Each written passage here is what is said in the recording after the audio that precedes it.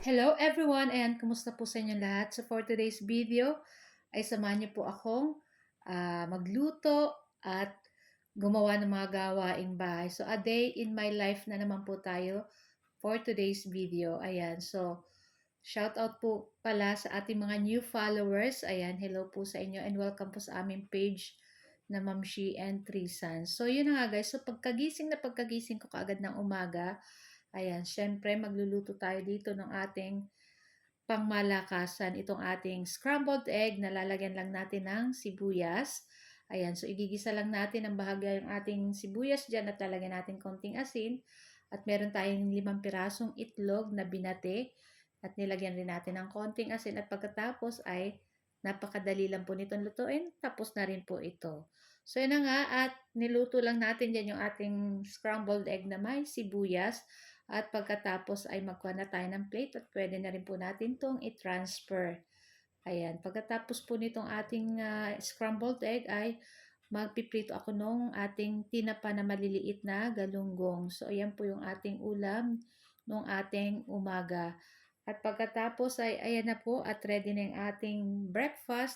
At ininit ko rin pala yung ating leftover na spaghetti nung isang araw na niluto natin.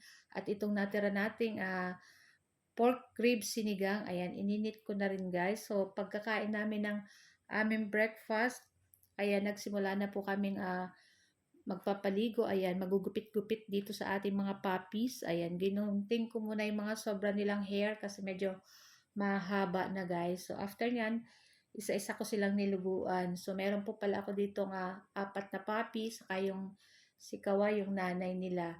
So, pag Sunday po talaga, ito po yung aking ginagawa pag wala pong trabaho. Depende po pag may work at depende rin pag wala. So, after ko nyan guys, syempre naglaba rin tayo. Ayan. So, ito yung ating ginagawa nating mga nanay. Luto, laba. Ayan. So, ito na po. Katas nating liguan. Ayan. Blower natin yung ating mga puppy. At pagkatapos, syempre naligo na rin dyan si Mamshi. At ayan, mababango na yung ating mga puppy dyan. So, ayan na. At pagkatapos, ay tayo maya-maya ay magpe-prepare na ng ating lulutuin for dinner.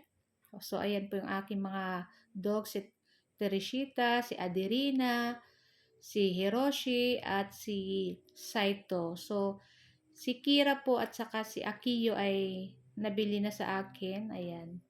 So, sana ay alam ko naman na ilalab sila ng kanilang mag-aalaga din. So, ito na lang po yung natira sa akin.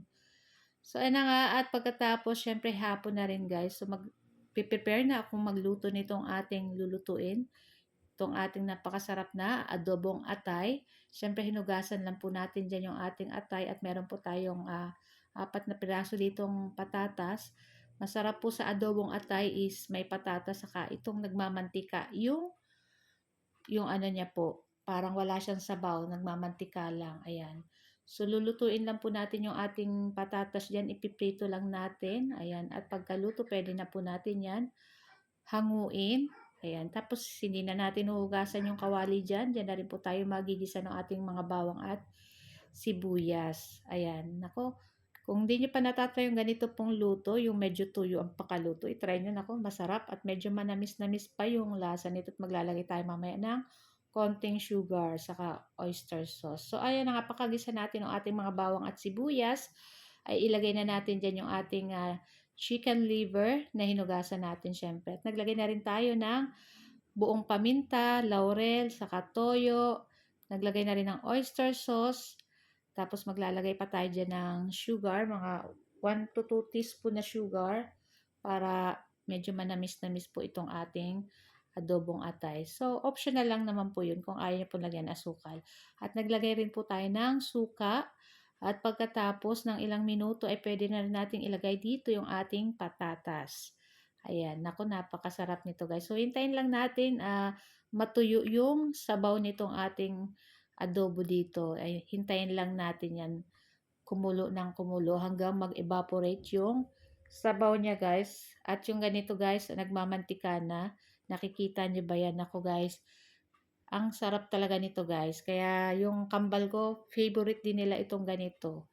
So nakikita niyo guys, nagmantika na yung ating liver dyan. At pwede na natin 'tong ahunin kasi luto na naman po iyan. So, magkuha tayo ng mangkok at ilagay na rin po natin iyan. Ako siyempre, yung mga tira-tira ng ating nasa kawali, pwede nyo po yung hid-hidan ng kanin at masarap pa rin po yun. So guys, thank you for watching. See you next